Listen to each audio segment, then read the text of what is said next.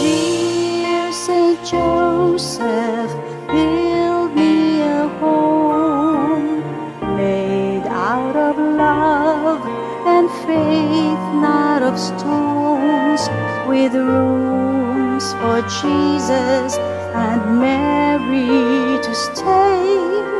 For if I keep them near me, then I will never go astray.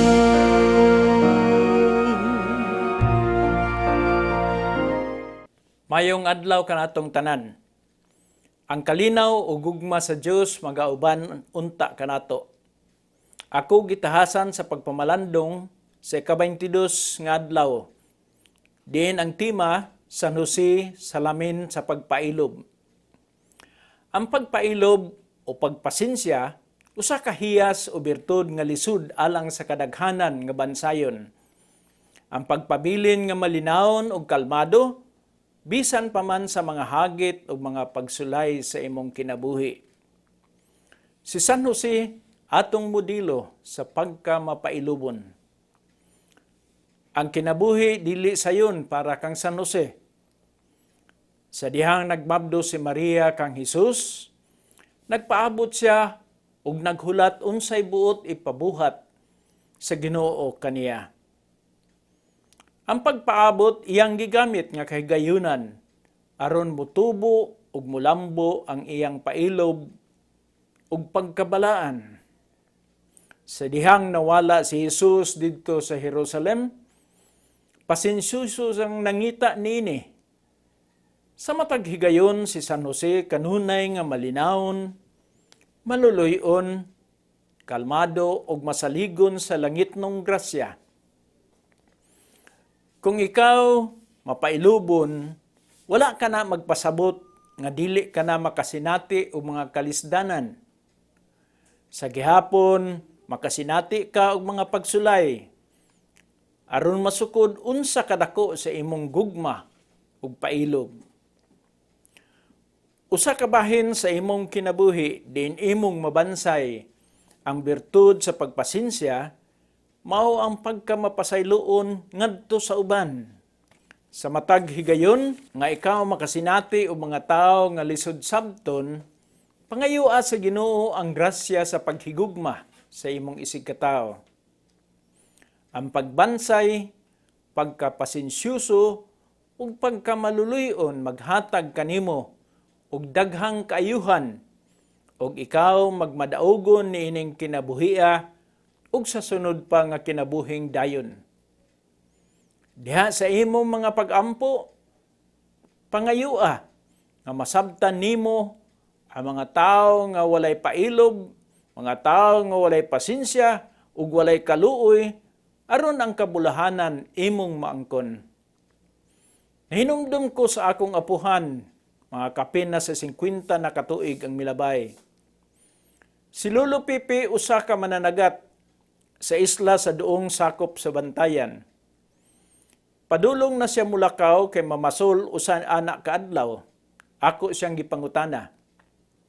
Lo, unsaon man nimo og wala gyud mo kubit sa imong pasol? Mitubag siya. Aw pasensya, pero pag abot nako sa laod, magampo gayud ako nga hatagan og grasya sa atong Ginoo. Mauman, nga bisan magamay o madaghan ang akong kuha, mapasalamaton gihapon ako, kay iya man nga hinatag. Tuod man pag uli sa akong apuhan, daghan siya og kuha nga nukos ug isda. Ang pagkamapailubon, pagkamaampuon, ug pagkamapasalamaton, mao'y mga hiyas nga angay natong batunan. Atong sundon ang atong modelo nga si San Jose aron kita usab mutubo ug mulambo sa atong espiritual nga bahin sa atong kinabuhi.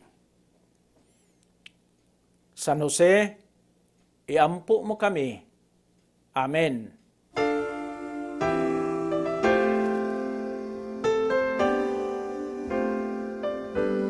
Litany of Saint Joseph.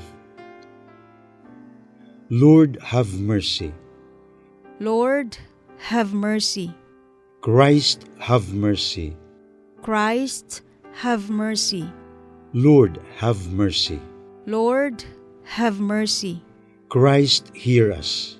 Christ, graciously hear us. God the Father of heaven, Have mercy on us. God the Son, Redeemer of the world, Have mercy on us. God the Holy Spirit, Have mercy on us. Holy Trinity, one God, Have mercy on us. Holy Mary, Pray for us. Saint Joseph, Pray for us. noble offspring of David, Pray for us. light of patriarchs, Pray for us. spouse of the Mother of God, Pray for us. chaste guardian of the Virgin, Pray for us.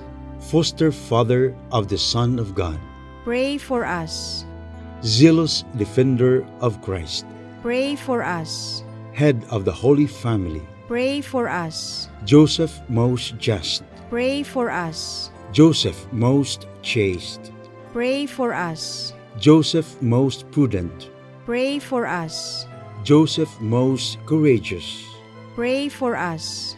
Joseph most obedient, Pray for us. Joseph most faithful, Pray for us. mirror of patience, Pray for us. lover of poverty, Pray for us. model of workmen, Pray for us. glory of domestic life, Pray for us. guardian of virgins, Pray for us. pillar of families, Pray for us. comfort of the afflicted, Pray for us. hope of the sick, Pray for us. patron of the dying, Pray for us. terror of demons, Pray for us. protector of the Holy Church, Pray for us. Lamb of God who takes away the sins of the world, Spare us, O Lord. Lamb of God who takes away the sins of the world, Graciously hear us, O Lord. Lamb of God who takes away the sins of the world. Have mercy on us, He has made him Lord of his household. and Prince over all his possessions. Let us pray. O God, who in your loving providence chose Blessed Joseph to be the spouse of your most holy mother, grant us the favor of having him for our intercessor in heaven, whom on earth we venerate as our protector. You who live and reign forever and ever. Amen.